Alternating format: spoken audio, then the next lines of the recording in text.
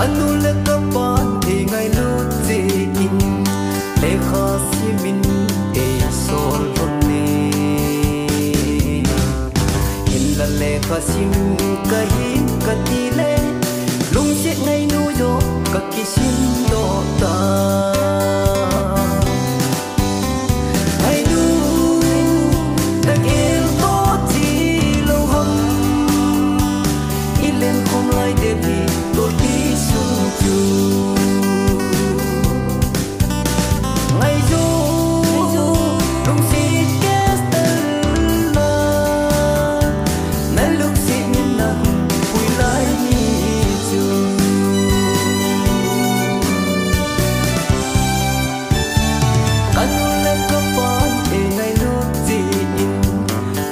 Pai tampi e sponsole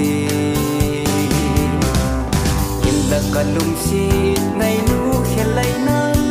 sum la pai lu si kamang tai so tai ai nu na gel mo ti lo hum ilen hom lai de to di sum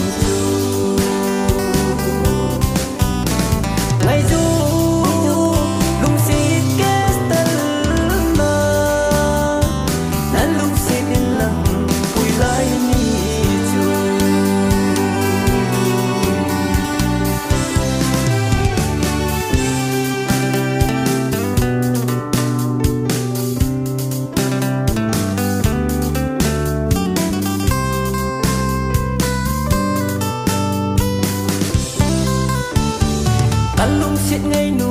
i ba i lo te chung pa tin pha sa lo hin te in chat pha lo wa ki bang i ki khan hi